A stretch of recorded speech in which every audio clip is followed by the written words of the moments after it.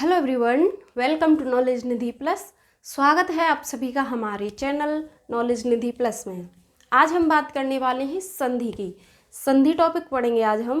और संधि एक ऐसा फेमस टॉपिक है जिससे खूब प्रश्न पूछे जाते हैं। आप जिस भी एग्जाम में बैठेंगे जहाँ हिंदी पूछी जाती है, संधि और समास से प्रश्न जरूर बनते हैं।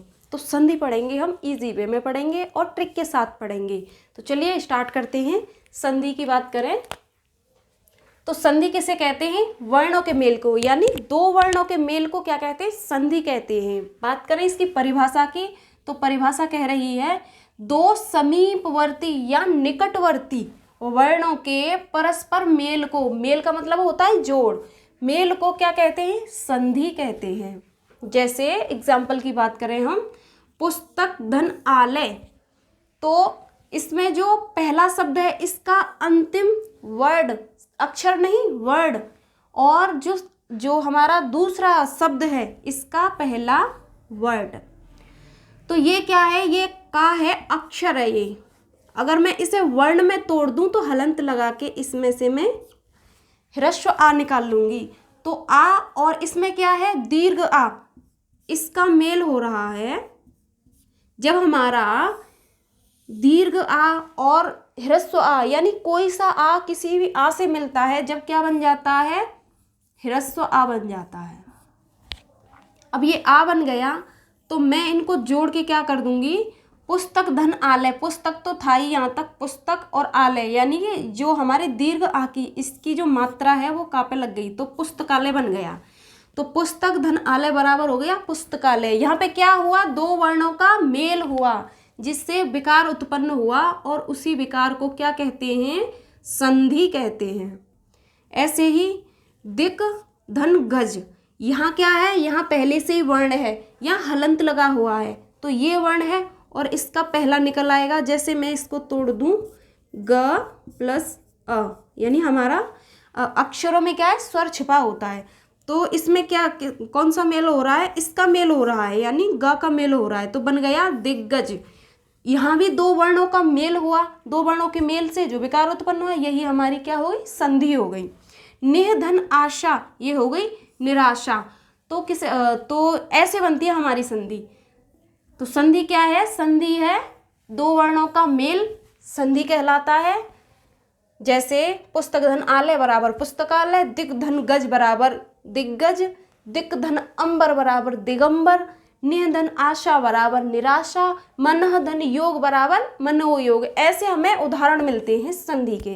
अब बात करेंगे हम संधि के प्रकार की या संधि के भेद की। संधि कितने प्रकार की होती है?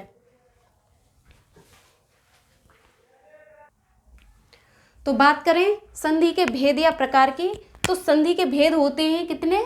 तीन होते हैं। कौन कौन से? स्वर संधि, व्यंजन संधि और विसर्ग संधि। और अब हम बात करेंगे स्वर संधि के बारे में। तो स्वर संधि क्या होती है? जहाँ पर स्वर स्वर का मेल होता है, स्वर से स्वर मिलते हैं तो वहाँ पर जो विकार उत्पन्न होता है उसी को हम क्या कहते हैं? स्वर संधि कहते हैं। जैसे ये हमारे स्वर लिखे हैं, ये 11 स्वर होते हैं हिंदी में। इन 11 स्वरों में से कोई भी स्वर किसी भी स्वर से मिल जाएगा, यानी स्वर स्वर का ही मेल होगा, तो वहाँ पर हमारी स्वर संधि होगी।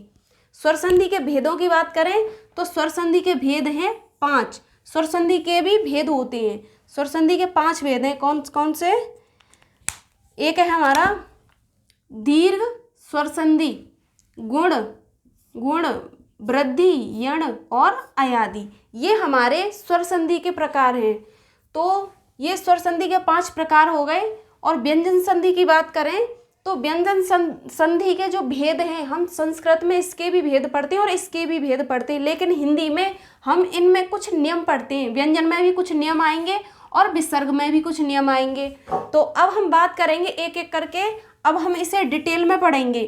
स्वर संधि हमने जाना कि स्वर संधि में क्या होता है? स्वर और स्वर का ही मेल होता है तो स्वर संधि होती है। और स्वर में हमने इसके भेद की बात की तो इसके भेद कितने हैं? 5 इसके भेद हैं। दीर्घ स्वर संधि, गुण स्वर संधि और वृद्धि स्वर संधि, यण स्वर संधि और अयादि स्वर संधि। तो अब हम बात करेंगे दीर्घ स्वर संधि की। तो बात करें दीर्घ स्वर संधि की, तो दीर्घ स्वर संधि को हम कैसे पहचानेंगे? दीर्घ स्वर संधि को कैसे पहचानेंगे? हमें शब्दों के बीच में क्या मिलेगा? दीर्घ आ मिलेगा, ई मिलेगी और ऊ मिलेगा। कौन सा मिलेगा? दीर्घ वाला। ठीक है, तो शब्दों के बीच में ये वर्ड आएंगे तो हम पहचान लेंगे कि कौन सी संधि है, दीर्घ स्वर संधि है। जैसे किसी भी आ से, दीर्घ हो या ह्रस्व हो, इन आ से कोई सा भी आ जुड़े तो हमारा क्या बनेगा? आ बनेगा। जैसे अगर ह्रस्व से ह्रस्व मिल गया तो भी दीर्घ आ बनेगा, ह्रस्व से दीर्घ मिला तो भी दीर्घ आ, दीर्घ से ह्रस्व मिला तो भी दीर्घ, और दीर्घ से दीर्घ मिल गया तो भी दीर्घ ही बनेगा। यानी किसी भी आ से कोई सा भी आ मिले तो हमेशा दीर्घ आ बनेगा।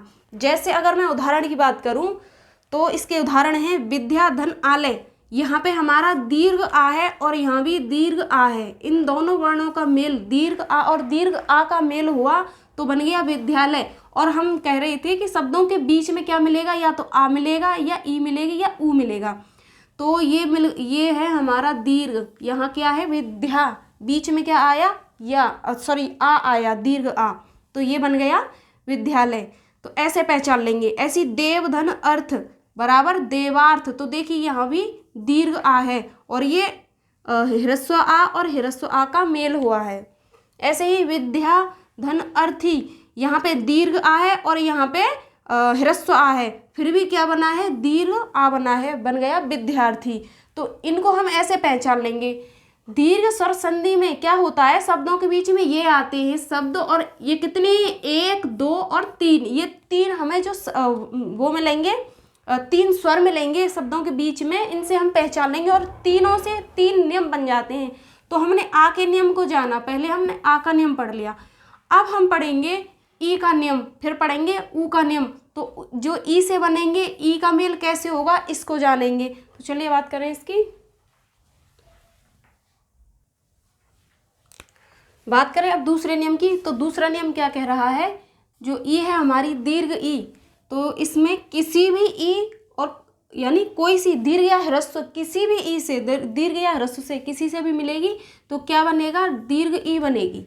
जैसे अगर ह्रस्व से ह्रस्व मिला दिया तो भी दीर्घ बनेगी, ह्रस्व से दीर्घ मिलाई तो भी ई बनेगी।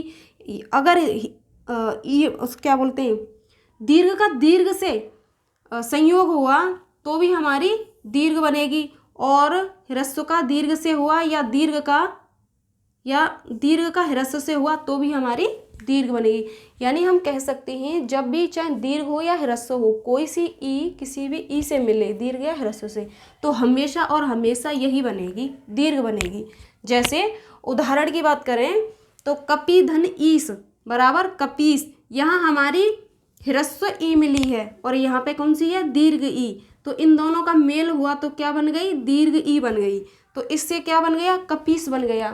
और संधि भी उन्हीं शब्दों की होती है, यानी संधि तो वर्णों की होती है, लेकिन जब संधि में हम 2 शब्दों को मिलाते हैं, पास लाते हैं, उनके वर्णों को मिलाते हैं, तो इन दोनों का अपने आप में अलग अलग सार्थक होने चाहिए शब्द, इनका कोई अर्थ होना चाहिए। ये शब्द कैसे होने चाहिए? सार्थक होने चाहिए, तभी इनका मेल होगा।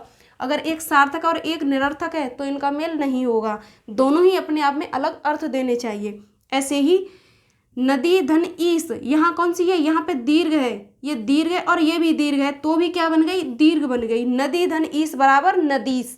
ऐसे ही रवि धन इंद्र, यहाँ क्या है? यहाँ पे हमारी ह्रस्व है और ये भी ह्रस्व है, तो यहाँ पे क्या बन गई? दीर्घ बन गई। ऐसे ही यहाँ पे ह्रस्व है और यहाँ पे दीर्घ है, तो इन दोनों के मेल से क्या बन गई? दीर्घ बन गई। तो ये हमारी दीर्घ ई के उदाहरण बन रहे हैं, दीर्घ ई के शब्द बन रहे हैं। तो कोई सी ई किसी भी ई से मिलेगी, क्या बनेगी? हमेशा दीर्घ ई मिलेगी। तो हमारी जो दीर्घ स्वर संधि है, इसमें बीच में क्या मिलते हैं? आ मिलता है, ई मिलती है, और क्या मिलेगा? ऊ मिलेगा। हमने इसकी बात कर ली, इसकी कर ली, अब बात करेंगे इस ऊ की, इसके नियम की बात करेंगे। तो अब बात करें हम तीसरे नियम की, तो तीसरा नियम है हमारा ऊपर। ठीक है, किसी भी ऊ का किसी भी ऊ से, यानी दीर्घ या ह्रस्व का दीर्घ या ह्रस्व से किसी से भी मेल हो तो क्या बनेगा? दीर्घ ऊ बनेगा। जैसे मैंने यहाँ भी लिखा है पहले की तरह, ऊ का ऊ से तो भी ऊ, इसका इससे तो भी ये दीर्घ बनेगा। किसी का भी किसी से हो जाए हमेशा कौन सा बनेगा, दीर्घ ऊ बनेगा। अब उदाहरण की बात करें तो उदाहरण में जैसे लघु धन ऊर्मी, लघु का अपना अर्थ है और ऊर्मी का अपना अलग अर्थ है, तो इन दोनों का अर्थ निकलता है। अब हम इनका मेल करेंगे तो यहाँ पे कौन सा है, ह्रस्व ऊ है और यहाँ पे कौन सा है, दीर्घ ऊ है। तो ह्रस्व का दीर्घ से मेल हो रहा है तो क्या बन रहा है, दीर्घ बन रहा है। ऐसे यहाँ पर इसका और इसका यानी ह्रस्व का और ह्रस्व का मेल हो रहा है तो भी क्या बन रहा है, दीर्घ बन रहा है। यानी भानु धन उदय बराबर भानुदय। भानुदय मतलब यहाँ पर अगर छोटे ऊ की मात्रा मिल गई तो वो उदाहरण वो शब्द गलत होगा, ठीक है। हमेशा यहाँ पे भानुदय में दीर्घ की आती है मात्रा, दीर्घ ऊ की। ऐसे ही बधू धन ऊर्मी, यहाँ दीर्घ है और यहाँ भी दीर्घ है तो यहाँ पे क्या बन गया, बधूर्मी। यहाँ पे क्या है, दीर्घ मिला है। तो हम कह सकते हैं किसी भी ऊ का किसी भी ऊ से मेल हो तो भी दीर्घ ही बनेगा। और उदाहरण में हमेशा हमें ये मिलेंगे, किसी भी शब्द में जब हम दीर्घ संधि को पहचानेंगे तो दीर्घ ऊ मिलेगा, दीर्घ ई मिलेगी और दीर्घ आ मिलेगा। तो ये हो गई हमारी दीर्घ स्वर संधि। अब हम आगे बात करेंगे अगली संधि पे। तो मैं आशा करती हूँ कि आप जो दीर्घ संधि है इसे पहचान पाएंगे। तो चलिए आज की क्लास यहीं समाप्त होती है। जब तक के लिए नमस्कार, धन्यवाद।